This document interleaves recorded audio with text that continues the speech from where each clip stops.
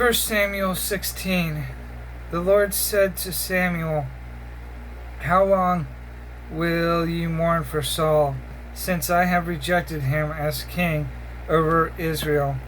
Fill your horn with oil and be on your way.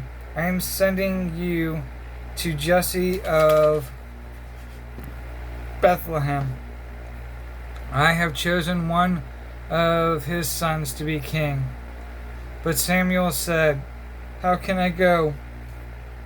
Saul will hear about it and kill me." The Lord said, "Take a heifer with you and say, 'I have come to sacrifice to the Lord.' Invite Jesse to the sacrifice, and I will show you what to do. You are to anoint for me the one I indicate." Samuel did what the Lord said. When he arrived at Bethlehem, the elders of the town trembled when they met him. They said, "Do you come in peace?" Samuel replied, "Yes, in peace. I have come to sacrifice to the Lord. Consecrate yourselves and come to the sacrifice with me." Then he consecrated Jesse and his sons and invited them to the sacrifice. When they arrived, Samuel saw Eliab and thought, "Surely the Lord's anointed stands here before the Lord." But the Lord said to Samuel, Do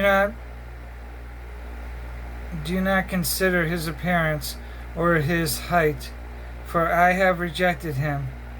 The Lord does not look at the things man looks at. Man looks at the outward appearance, but the Lord looks at the heart. Then Jesse called Abinadab and had him pass in front of Samuel. But Samuel said, "The Lord has not chosen this one either." Jesse then had Shammah pass by, but Samuel said, "Nor has the Lord chosen this one." Jesse had 7 of his sons pass before Samuel, but Samuel said to him, "The Lord has not chosen these." So he asked Jesse, Are these all the sons you have?" "There is still the youngest," Jesse answered, "but he is tending the sheep." Samuel said, "Send for him. We will not sit down until he arrives." So he sent and had him brought in. He was ruddy, with a fine appearance and handsome features. Then the Lord said, "Rise and anoint him. He is the one." So Samuel took the horn of oil and anointed him in the presence of his brothers. And from that day on, the Spirit of the Lord came upon David in power. Samuel then went to Ramah. Now the Spirit of the Lord had departed from Saul, and an evil spirit from the Lord tormented him. Saul's attendants said to him, "See, an evil spirit from God is tormenting you. Let our Lord command his servant here to search for someone who can play the harp. He will play when the Spirit from God comes upon you, and you will feel better." So Saul said to his attendants, "Find someone who plays well and bring him to me." One of the servants answered, I have seen a son of Jesse of Bethlehem who knows how to play the harp. He is a brave man and a warrior.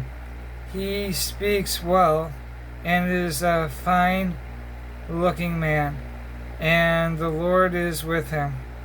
Then Saul sent messengers to Jesse and said, Send me your son David, who is with the sheep.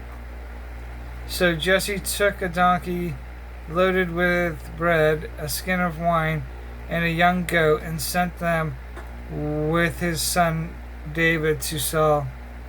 David came to Saul and entered his service.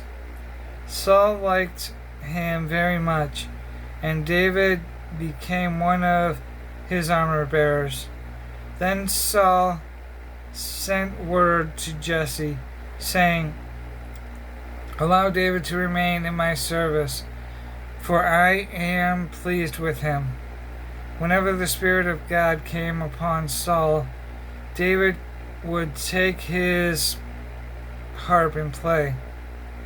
Then relief would come to Saul. He would feel better, and the evil spirit would leave him.